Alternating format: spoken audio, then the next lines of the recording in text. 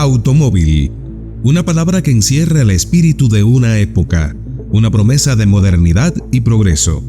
El término, compuesto por auto, que significa por sí mismo, y móvil, que se mueve, fue acuñado por el pionero de la industria automotriz, Karl Benz.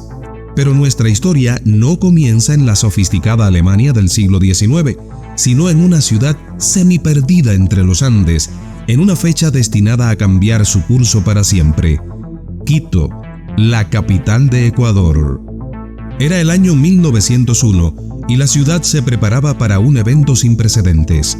Las calles empedradas de Quito, acostumbradas a la tranquilidad de carruajes tirados por caballos y la parsimonia de sus habitantes, estaban a punto de presenciar algo extraordinario. El general Leónidas Plaza Gutiérrez, quien llevaba pocos meses en el poder, recibió con entusiasmo la noticia que marcaría el inicio de una nueva era: la llegada del primer automóvil. Pero antes de entrar de lleno en el tema, nos ayudas mucho regalándonos un like y suscribiéndote al canal. Nada te cuesta y para nosotros es muy importante para continuar produciendo contenido de valor como este video que has comenzado a ver. El hombre detrás de este revolucionario vehículo era don Carlos Álvarez Gangotena, un hacendado que gracias a las rentas de su madre, doña Francisca, había podido viajar a París y adquirir un flamante de Dion Vuitton.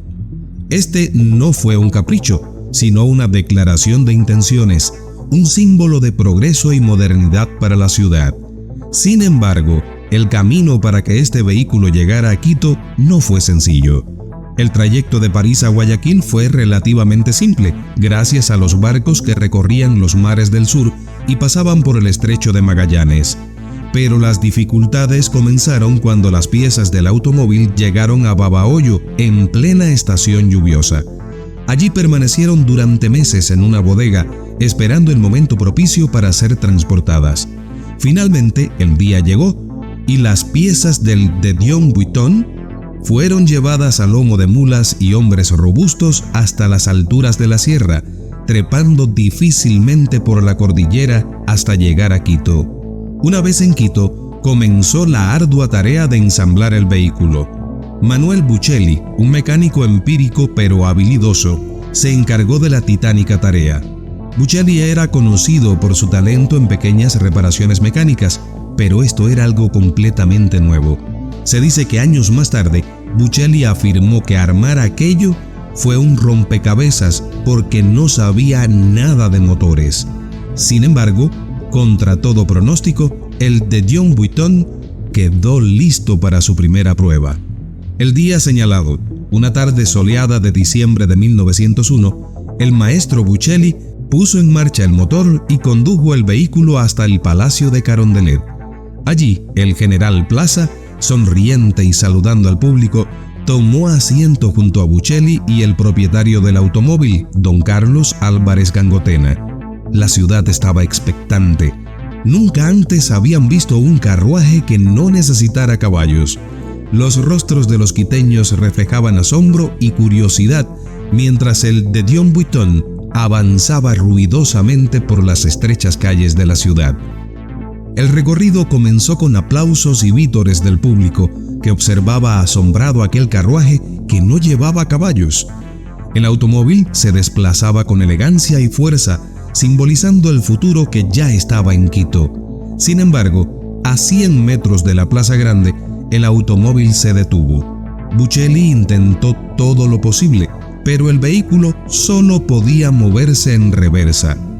A pesar del contratiempo, el evento fue un éxito rotundo, marcando el inicio de una nueva era en la movilidad de la ciudad. Pero, una breve pausa para una pregunta que nos hacemos. ¿De dónde sacaban el combustible para el primer automóvil en Quito? Porque no habían gasolineras. Si tienes ese dato, te agradeceremos muchísimo que lo escribas en los comentarios, pues será de gran valor para todos. Proseguimos. La historia de los automóviles en Quito no terminó ahí. En 1905, otro de Dion Vuitton llegó a la ciudad, esta vez recorriendo un trayecto que incluía el tren hasta Riobamba y luego la carretera hasta Quito. Este segundo automóvil más grande y robusto hizo proezas como viajar de Quito a La Tacunga, sorprendiendo a todos con su capacidad de moverse sin caballos. Una anécdota cuenta que un indígena, al ver el coche pasar, exclamó: «Jesús, coche va corriendo solo, buscando caballo creo que está». La llegada del tercer automóvil a Quito fue otro hito memorable. En esta ocasión se trató de un Mercedes, propiedad de Archer Harman, un estadounidense y constructor del ferrocarril. Harman, un aventurero que llegó a Ecuador buscando fortuna y desafíos, se convirtió en una figura controvertida y admirada. Su Mercedes no solo era un símbolo de riqueza y poder, sino también de la creciente conexión de Quito con el mundo exterior. El 7 de marzo de 1906 marcó otro momento histórico en los anales del automovilismo ecuatoriano. Ese día, dos vehículos pertenecientes a la nueva agencia La Veloz, primera de su tipo en el país, llegaron triunfalmente a Quito después de un largo y arduo viaje desde Riobamba. Esta empresa, fundada por prominentes figuras de la aristocracia y plutocracia quiteña, tenía la ambiciosa misión de establecer un servicio permanente de automóviles entre Riobamba y la capital. Los socios principales, Manuel Gijón Ascasubi, Enrique Gangotena y Nicanor Correa, vieron en estos vehículos una oportunidad de progreso y modernización para la ciudad con choferes franceses. A pesar de los desafíos, como los malos caminos y las dificultades mecánicas, los 5 valientes choferes franceses lograron establecer un servicio que, aunque breve, dejó una huella imborrable en la historia de la ciudad. Louis Pillot, el jefe de grupo, y los compañeros José Berthaud, Daniel Hutorot, José Desmarais y José Sauvès se enfrentaron a las duras condiciones de los caminos andinos con determinación y pericia. Sus nombres quedaron grabados en la memoria colectiva de Quito como pioneros del automovilismo en la región. Los caminos no eran precisamente iguales a los de Francia. Se afirma que al llegar a Quito, los choferes franceses dijeron: «Estamos aquí están los vehículos, ¿y dónde está la carretera?». La ruta había sido construida en tiempos de Gabriel García Moreno y no para automóviles franceses. De todas maneras, se instaló el servicio ordinario de los 5 automóviles con destino al sur y con pasajes bastante altos. 5 sucres hasta Machachi, a 30 kilómetros de Quito, 10 sucres a La Tacunga, a 90 kilómetros de Quito, 15 sucres a Ambato, a 120 kilómetros, y 20 sucres a Riobamba, a 180 kilómetros. Para realizar comparaciones, por esos años, un quintal de azúcar costaba 10 sucres. La travesía se realizaba en 2 jornadas, la primera de Quito a Ambato y la segunda de Ambato a Riobamba, o viceversa. La agencia La Veloz hizo un pedido muy cordial a los pasajeros a través de la prensa. Se ruega no dar licor a los choferes por cuanto es peligroso para la vida de todos. Se pidió también mayor prudencia a los conductores de los coches que salían a recibir a los automóviles, anticipando que estos proseguirían imperturbables con su velocidad hasta llegar a la meta, en la Plaza de Santo Domingo. Fueron viajes en los que se alternaron la rutina y la aventura, con problemas y victorias, con daños difíciles de reparar y con aciertos de los franceses.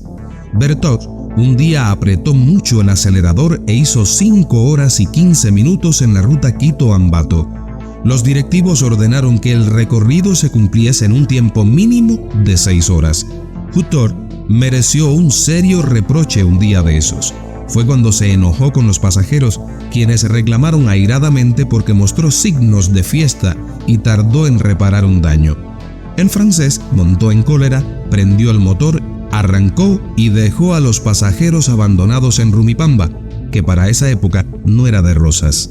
Los 7 pasajeros lanzaron las mejores maldiciones riobambeñas y quiteñas y llegaron varias horas después a La Tacunga gracias a los caballos que les proporcionaron los hacendados vecinos. La empresa anunció muy velozmente, haciendo honor a su nombre, un castigo al autor del desaguisado y una indemnización a los pasajeros reclamantes. Los malos caminos, sobre todo en invierno, los pasajeros y los salarios de los choferes extranjeros determinaron que La Veloz no fuera un éxito. Al contrario, fue cayendo. Un día, los empresarios se cansaron del negocio y pusieron en venta sus vehículos. Piggott compró dos y en agosto de 1911 apareció en la prensa local un melancólico anuncio: "Vendo mis autos tan conocidos, uno de 25-30 caballos de fuerza, otro de 20-25, ambos de la afamada marca de Dion Bouton". La oferta provenía de Piggott, quien finalmente terminó en Quito como chofer de casa grande. Así Quito vio cómo sus calles, antes dominadas por carruajes y carretas, comenzaron a llenarse de estos nuevos y ruidosos vehículos. Aunque la Veloz no tuvo un éxito duradero, su legado quedó para siempre en los registros del automovilismo ecuatoriano. La llegada del automóvil a Quito fue más que un simple avance tecnológico, fue el preludio de una nueva era de modernidad y progreso, una época en la que la ciudad, enclavada en los Andes, comenzó a conectar sus estrechas calles con el mundo más allá de sus montañas. Hoy, al mirar hacia atrás, vemos no solo el primer automóvil que recorrió las calles de Quito, sino también el espíritu de innovación y valentía que caracterizó a aquellos pioneros. Fueron ellos quienes, enfrentándose a lo desconocido, abrieron el camino para el futuro. Y así, cada vez que escuchamos el rugir de un motor, recordamos aquel día en que un de Dion Bouton cambió para siempre el rostro de la capital ecuatoriana. La historia de Quito y sus primeros automóviles es un testimonio del ingenio humano y la voluntad de avanzar. Nos invita a reflexionar sobre cómo, a pesar de los desafíos, siempre es posible encontrar un camino hacia adelante, porque al final del día, lo que verdaderamente importa es la capacidad de soñar pero con los pies en la tierra y de convertir esos sueños en realidad. Y así, con cada giro del volante, seguimos escribiendo nuevas historias, inspirados por aquellos que se atrevieron a dar el primer paso. ¿Te imaginas vivir en aquella época y ser testigo de tan trascendental cambio? ¿Qué habrá sentido aquel indígena que vio por primera vez un coche sin caballos? Estas y otras preguntas nos invitan a reflexionar sobre la importancia de la innovación y el coraje de aquellos pioneros que no temieron a lo desconocido. Hoy, mientras conducimos nuestros modernos vehículos, recordemos que todo comenzó con aquellos primeros pasos, con aquellos primeros motores que rugieron en las calles de Quito, anunciando el inicio de un nuevo siglo. ¿Qué te ha parecido esta apasionante historia? Recuerda comentar si conoces de dónde y cómo se obtenía el combustible para aquel primer automóvil que llegó a Quito. Muchos de los ecuatorianos nacieron con el dólar establecido en Ecuador como moneda oficial y, por lógica, desconocen cuáles fueron las monedas de curso del país antes de la dolarización del mismo. Esta es una historia muy interesante que cuenta la vida de Ecuador a través de su dinero y te la voy a contar de inmediato. Así que quédate hasta el final para que la conozcas cronológicamente. Pero antes, regálanos un like y suscríbete al canal.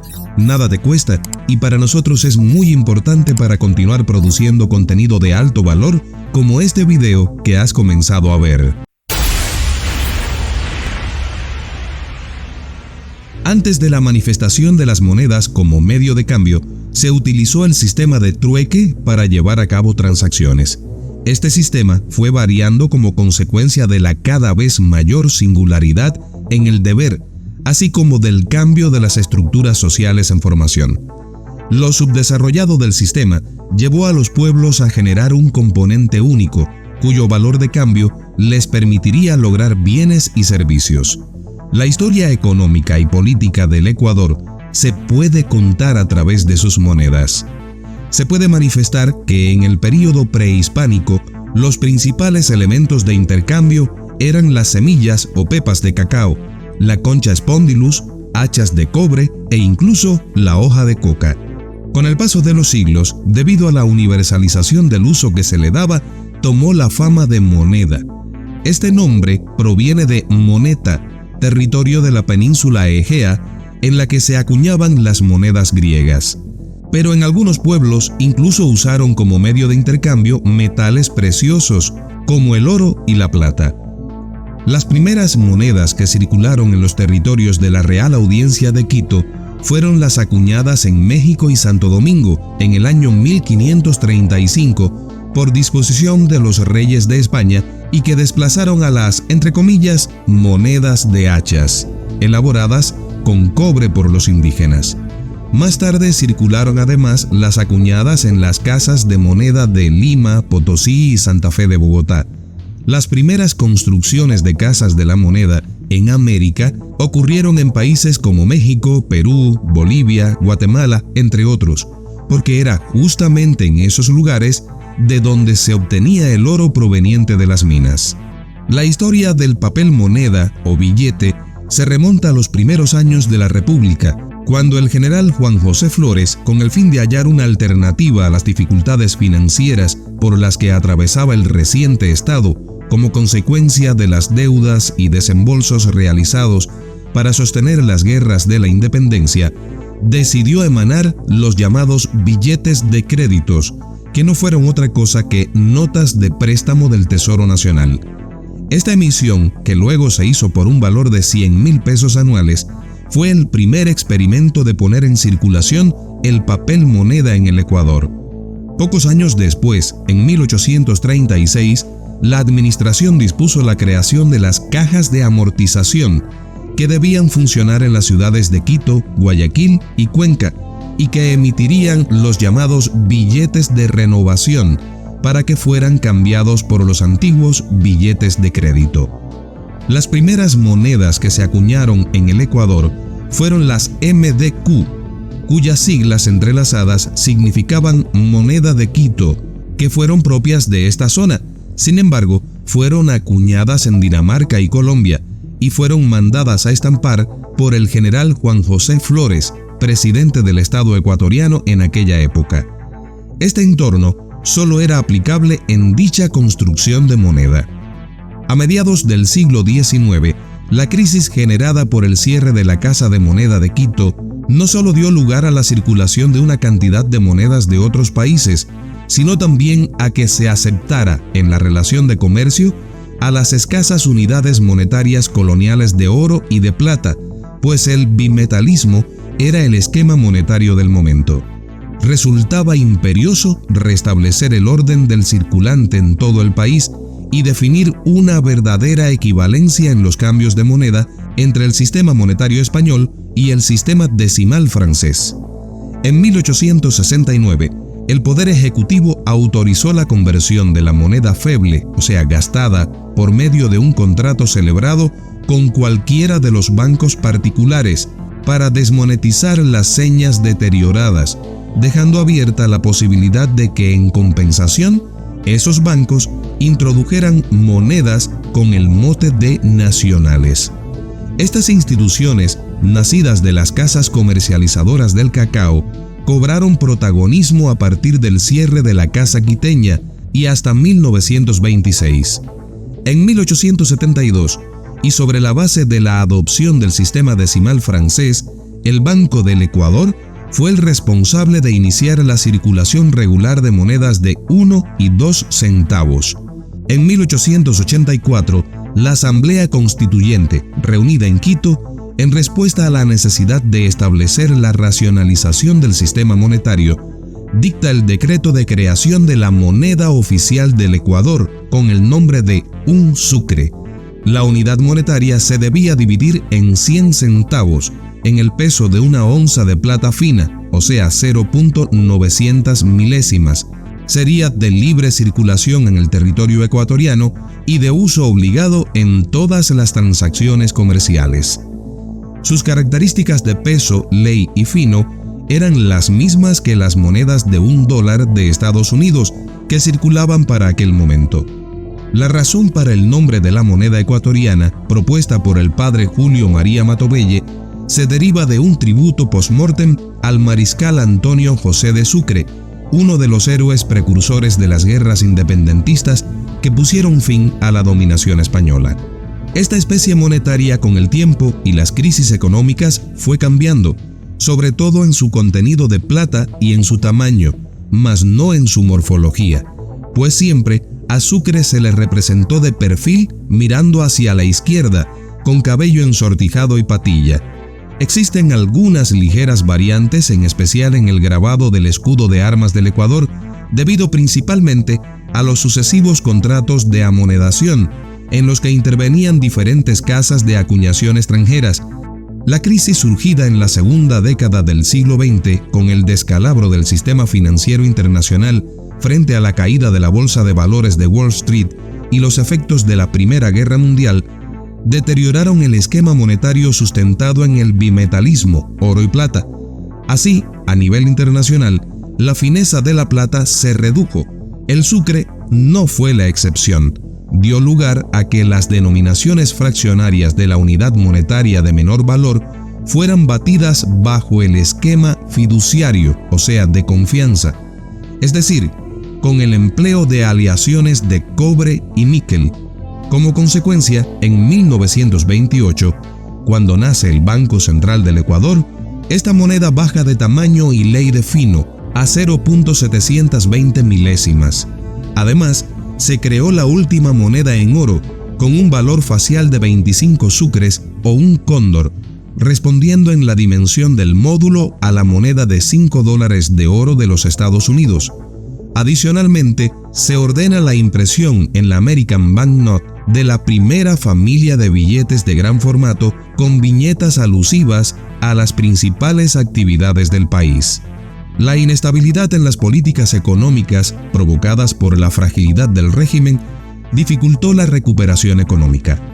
Como la dinámica mundial seguía mutilada, el gobierno poco pudo hacer para mejorar a la propia, que era tan dependiente de la exportación de materias primas. Entre 1932 y 1935, el precio de la plata subió en el mercado mundial de modo sorpresivo. Así, las monedas, al superar el costo del metal al valor nominal, iniciaron su desaparición debido principalmente a la imposibilidad de mantener la convertibilidad del régimen de oro. Consecuente, muchas otras naciones del mundo abandonaron paulatinamente dicho patrón, dando paso al empleo constante de metales muy baratos, base fundamental del sistema económico fiduciario. El sucre se mantuvo durante muchos años como moneda nacional en Ecuador, llegando a tener billetes de hasta 50.000 sucres. El primer macronumerario se implementó en 1988, cuando se sustituyeron los billetes de 5, 10, 20 y 50 sucres por monedas de similar valor. Además, las monedas de 50 centavos y un sucre sufrieron una drástica reducción del tamaño y poco a poco desaparecieron de circulación debido a su escaso poder adquisitivo. A partir de 1990, el sucre sería la unidad monetaria no visible, es decir, un signo efímero en la relación de comercio. Colateralmente, se autorizó la emisión de billetes de 5.000 y 10.000 sucres. 5 años después, se sustituyeron los billetes de 100, 500 y 1.000 sucres por monedas bimetálicas y se emitieron paralelamente billetes de 20.000 y 50.000 sucres. Finalmente, para febrero del año 2000, el presidente de entonces, Yamil Mahuad, decretó la adopción del dólar como unidad monetaria de uso corriente en el Ecuador y la desaparición del sucre con la intención de frenar la escalada alcista del dólar. La paridad que se estableció para la conversión fue a razón de 25.000 sucres por $1 de Estados Unidos. Durante los primeros meses posteriores a la toma de esta decisión, circularon las monedas y billetes del macronumerario a la par que sus homólogas de Estados Unidos. Sin embargo, luego de la sesión del directorio del Banco Central en fechas 5 y 6 de abril de 2000 y en la administración del Dr. Gustavo Noboa, se aprobaron los diseños para las monedas de 1, 5, 10, 25 y 50 centavos de dólar, cuyas características son similares en tamaño y peso que las extranjeras. ¿Qué te ha parecido la historia del dinero en Ecuador? ¿Conoces algún otro dato que se nos haya escapado? Te leo en los comentarios.